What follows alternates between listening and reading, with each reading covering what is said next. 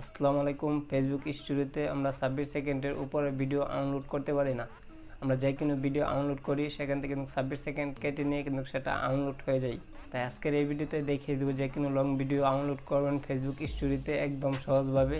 And আমাদের চ্যানেলে নতুন দর্শক হয়ে থাকলে অবশ্যই আমাদের চ্যানেলটা সাবস্ক্রাইব করবেন। চলেন ভিডিওটা শুরু করা।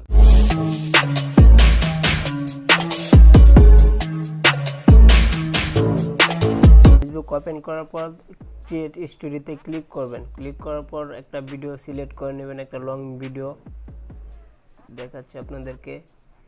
এন্ড 3 মিনিট 13 সেকেন্ডের ভিডিও দেখতে পাচ্ছেন, এটা সিলেক্ট করলাম।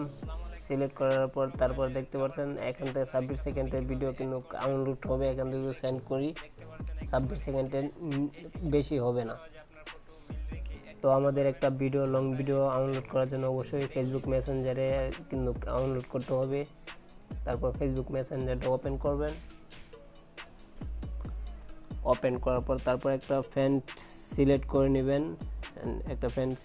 নেবেন। সিলেক্ট করার পর তারপর এখানে দেখতে পারবেন গ্যালারি আইকন আছে, এই গ্যালারি আইকনে ক্লিক করবেন। তারপর আপনার গ্যালারিতে চলে যাবে এন্ড আপনার ছবি এন্ড ভিডিও সবগুলো এখান থেকে খুব দেখতে পারবেন। দেখার পর আপনার যে ভিডিওটা দিবেন আমরা দেখতে পারতেন। এন্ড 3 মিনিটের একটা ভিডিও, 3 মিনিট 14 সেকেন্ডের ভিডিও, এটা সিলেক্ট করব। এটা সিলেক্ট করার পর তারপরে দুইটা অপশন দেখতে পারবেন, এন্ড সেন্ড এন্ড এডিট। আমাদের অবশ্যই এডিটে ক্লিক করতে হবে। এডিটে ক্লিক করবেন।